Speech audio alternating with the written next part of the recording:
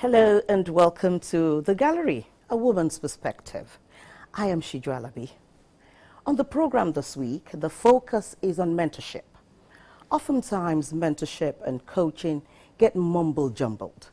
So how can we help out our women folk benefit from proper mentorship? The discussion starts now.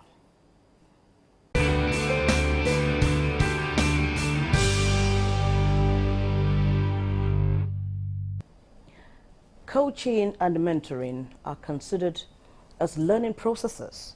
While one mirrors successes and impart on others, the other draw from both external and internal experiences. Nkechi Ali-Balogun is a multi-talented professional, especially in public relations, creative thinking, management strategies, to mention a few, and she will be doing justice to our topic, female mentorship.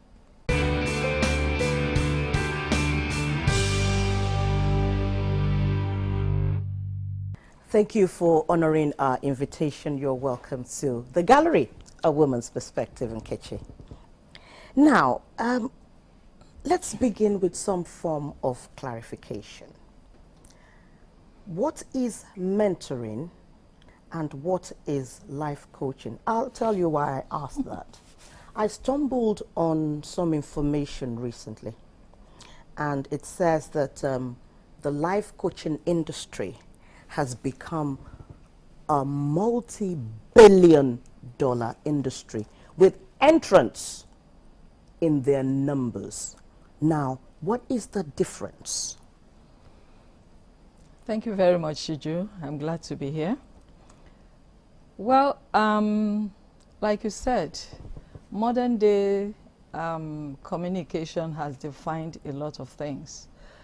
But quite honestly, if you go to a dictionary right now, you find that coaching and mentoring, they are synonymous. However, coaching handles, there must be a professional goal. And it is this professional goal that people are cashing in on. So a professional coach will you see, I'm you're using that word again. will coach you yes, based on the professional goal, based on your needs. For instance, maybe your goal, I'm a public relations consultant. So maybe there's an aspect of public relations, maybe reputation, maybe public speaking. You want to be a good public speaker. You want to know how to present in public. So a coach could take you through that. So usually it's a specific professional goal. And most times coaches are paid. So a coach is paid. However, mentoring on the other side is a relationship, is an intervention, is a committed relationship. It's a meaningful commitment, is a trusted activity, all right? That a person who has more experience, more knowledge, imparts on someone who has less knowledge and less experience.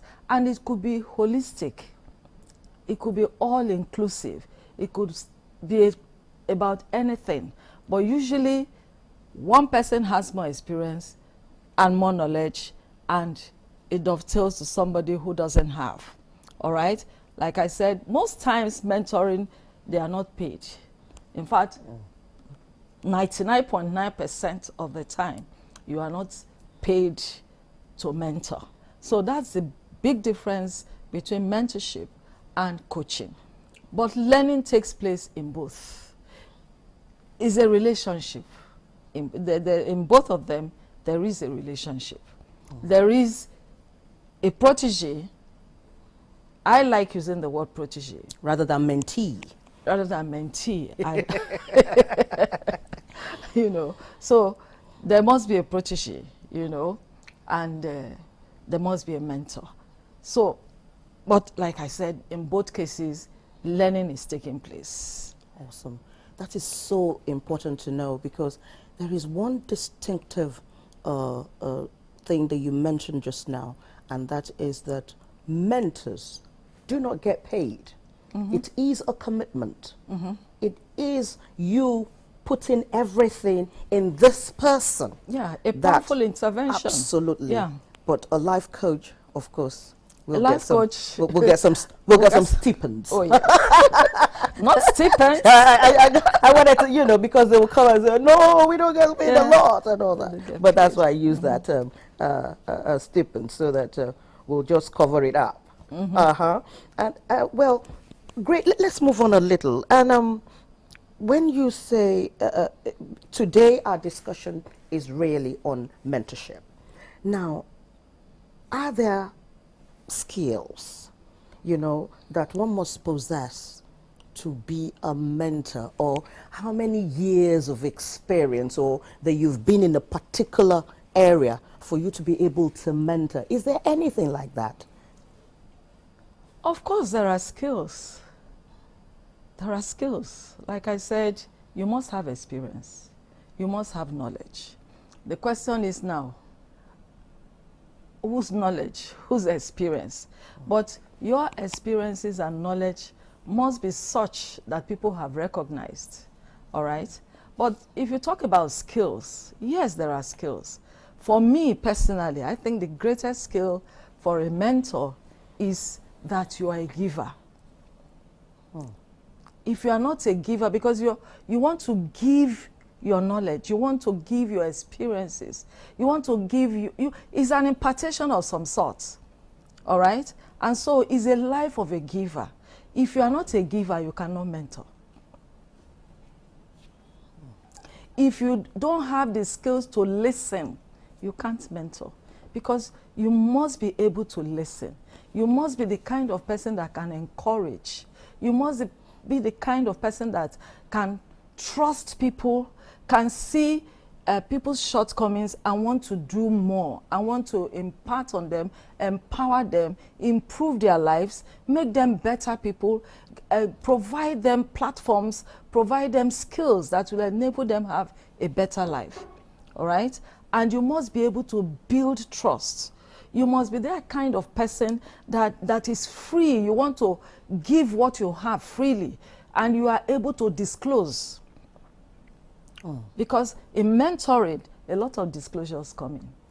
Oh yes, you want to talk about your own personal experiences, and then you also want to connect people with those who helped you, or those who you think will help the person. So that's why I said, yes, for me, the whole thing boils down to giving. Awesome. If you are not a giver, you cannot mentor. Two things I'm going to draw from what you've just said now. Even when you have a mentor or someone that is willing to give and willing to disclose, there are times when these so-called proteges are not receptive. What do you do at that point? And secondly, that, you know, you not being able to give freely and not be you know, so dominating to a lot of people don't even know how to share information or network, because they believe that if I let you have or know this person, you will either take over or, you know, and eliminate me that has introduced you, and you know, like the adage that they say, you become better than the Pope. Or something like that. You know, what do you do in those two instances?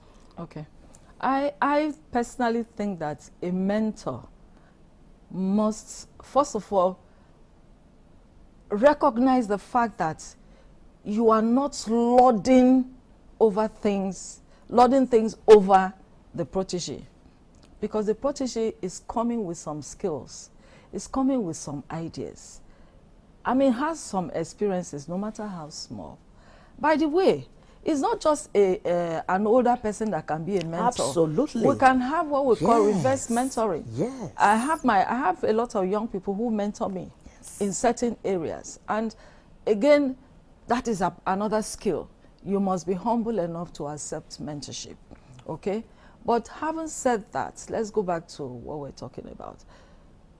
You must be willing to recognize that this person has her own values, has her own personality. So whatever you are bringing in is just to improve or guide. You must remember you are a guide. You are not trying to overcome or take over or possess that person.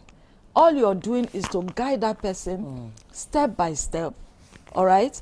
Either by example, either by modeling, either by conditioning, association, imitation, you know, simulations, whatever, right? Or it could be one-on-one, it could be in a group, right? But the important thing is that you recognize that this person needs mentoring. Yes. Sometimes they come asking for it, but sometimes you take it upon yourself. You identify potential. Yeah, yes. You see a potential. I say, look, I know I have what I want yes. to give. I'll give you an experience. Yesterday, somebody came into my office. She's been calling me, and then she came. Finally, I gave her an appointment, and then she came. She works in an organization. And she said, I want to be like you in public relations. She's in brand communication. I said, no, don't be like me. Be a professional better than me, because, well, I'm not digital. I mean, I don't want to pretend to be. We are the immigrants. We are not natives, but you are the natives. So, but there are things I can bring from my traditional analog and immigrant space that you need. So I will mentor you. All right? Now, why did I give her as an example? She's already a brand communication manager. Okay? So which means she has experiences, she has education, she has... So, but I now have to identify those gaps where I think I can come in. So what I do is to guide her. Do it this way, don't do it this way. Oh, read this book. Oh, take on this course. So for me, that is what one should do when such proteges are not as receptive. If you also notice that your protege is not receptive, I mean, it should be a win-win situation. But through guidance, through counseling, through finding out, because one thing I do when I mentor people is to train them to be self-aware. And in training them to be self-aware and emotionally intelligent, I'm able to find out some gaps in their lifestyle, in their values, in their environment, in their family background, you know, why we do that, especially their values. Okay? So when they start being uncooperative, you want to find out why. Why? Is it because you, the mentor, you are being too high-handed? Or there are some other distractions? And like I said, a mentor, you must be patient. You must be tolerant. You must be able to accommodate the other persons. And you must study the personality of the person you are mentoring. Because it will help you in the things you're doing. If, for instance, you have a young girl that thinks he's very confident, mentoring, what am I trying to do? Trying to make you more confident. But if I find that you are one that think, before you talk one, you say, oh, I know it, before you, then you also find that this person has a need. And that need is letting the person know that he has to calm down. All right? That Rome is not built in a day. You know, my father used to tell us that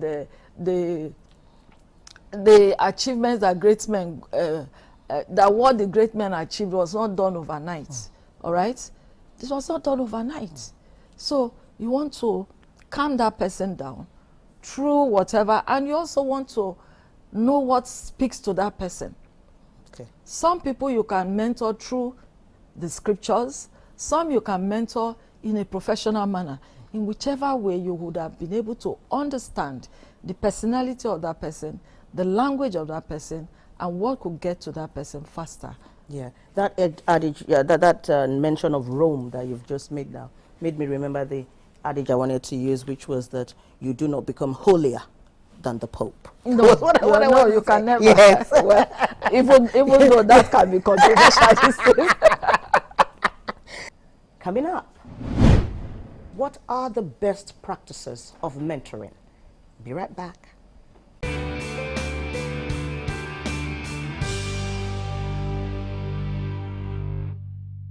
Do you consider or do you think that women need mentoring? You know, because when we look at values, we look at purpose, we look at lifestyle, yeah? And then we even look at something like success. Where, at what point, can you enumerate, you know, for our women folk so that we can identify, you know, this topic, mentorship? Because a lot of women do not realize that maybe speaking to someone that has been there can guide them. Because many times there is this misconception that when I ask questions, I exhibit my ignorance. That is not true. In fact, the knowledge that is imparted in you, nobody can take away. So we find it difficult to ask questions because we think it will elicit what you've just said, you know, disclosure, that then they will know that, oh, I have a bad marriage. Oh, okay, that means that they will know that I have a difficult child. Oh, that means that they will know that I'm not well paid.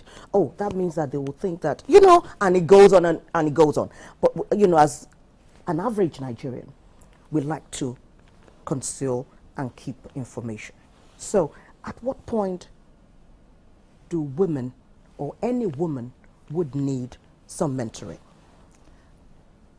At what point? I am my daughter's mentor, not just the mother. Mentoring should start as early as possible. And I don't know if I mentioned that one of the skills is that you must be honest and truthful. My daughter asked me some very naughty questions. And because I want to guide her through life, I want to make her a better person, I tell her the truth. Even there are questions, when did you meet my daddy? When did you do did you kiss the first time? I said yes. Did you do this? I said yes, but don't do it. I did it and it didn't work out. It's not something you must do. Disclosure. Disclosure, yes. You know. But you see, your level of disclosure again would depend on the person you are disclosing it to. Because there must be mutual trust. I don't want to disclose and it becomes a topic outside. So there are rules guarding mentorship. But I'm moving away from your question. At what point do you mentor? Do you know that, I don't know where we'll put this now. In those days, when a woman wanted to get married, let me say in the Efik area, there was something they used to call fattening room. What did they do in the fattening room? They teach you how to survive in marriage. I'm not an Efik, but I have an idea. Don't do this, don't do that, don't do this. And then the woman comes into her marriage as if she's been there years back. So mentorship is not new to us. It's a part of us. But we are not practicing We're not that. practicing anything that way anymore. All right? You look at a child in your school, you know that this child needs some guidance. These children, you need to inculcate some values into them. I just came back from invigilating in a school. I don't want to, and there's a child there, her cleavage was showing, her tummy was showing. I walked her out of the class because she has no values. I brought her out and I spoke to her. I said, look, what exactly are you trying to show? At this young age? At this young age. And I took her through I gave her certain words. I told her, you know, men are still looking for meats around us. So I think that mentoring should start as early as possible. Parents should be the first mentors. Then later, you can have external mentors. And then as you're growing up as a young woman, identify those people that you think could impart your life, and then approach them to mentor you. And I think mentoring is also like a ministry. You don't have to wait to be approached. If you know you have something to give, you can mentor. Now, because we are not there to mentor these girls anymore, look at their lifestyle. It brings tears to my eyes when I watch musical videos. You see the men, the person, the owner of the music, the artist himself, well dressed. And I think every woman should mentor another girl.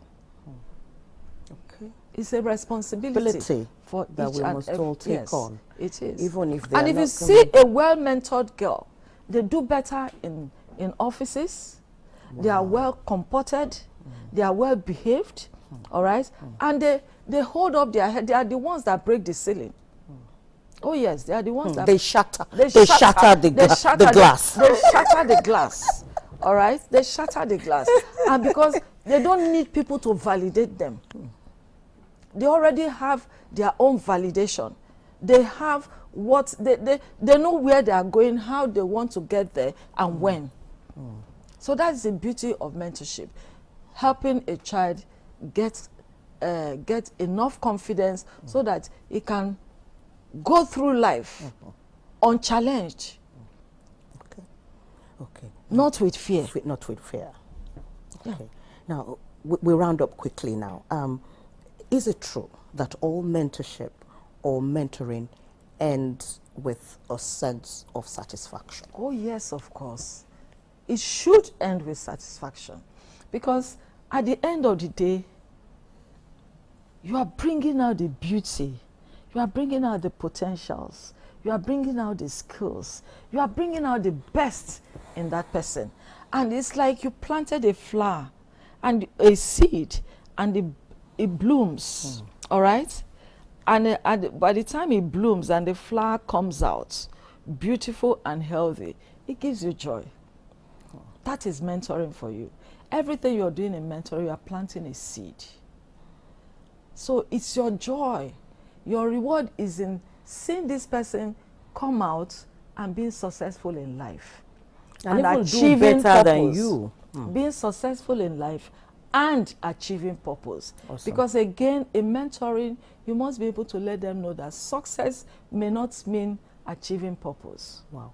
Yes, you might be successful, but you have not been able to achieve your God-given purpose. Well, that's a talk for another day. Another day. So, it's very rewarding because you see the person becoming, shattering the glass, like we said, and you know, oh, I was a part of this success. Awesome.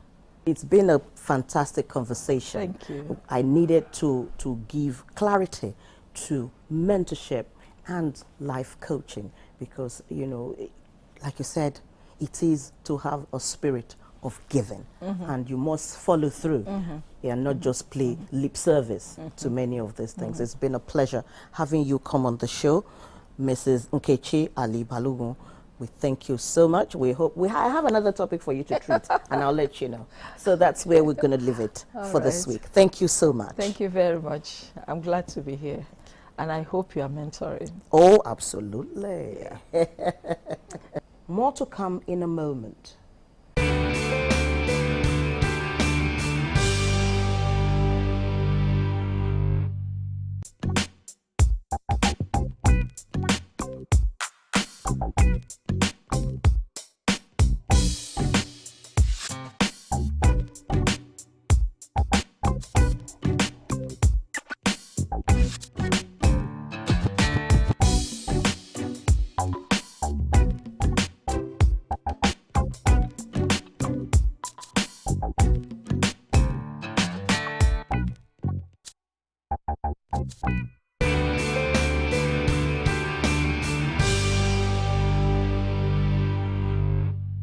This pride of Africa has attracted a new generation of readers to African literature through her books. This week's Sisieko is a writer of international repute.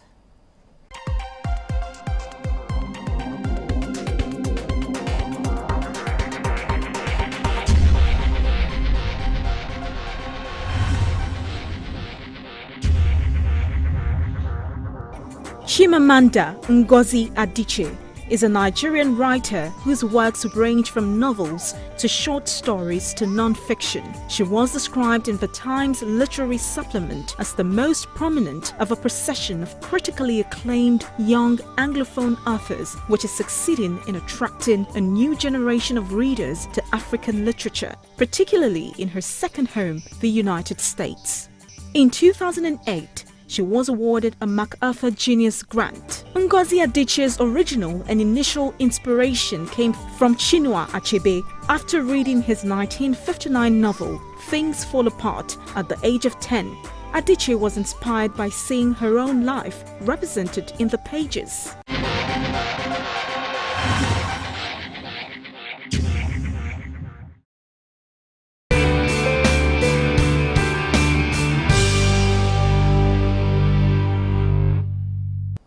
Up next, trends.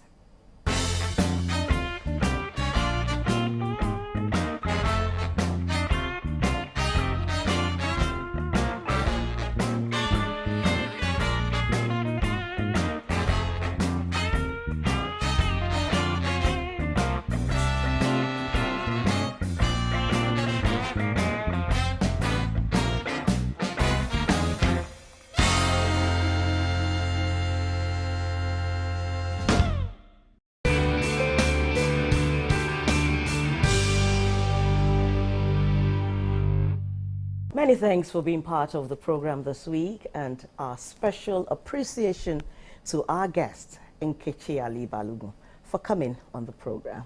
Make it a date, same time next week. See you then. I am Siju Alabi.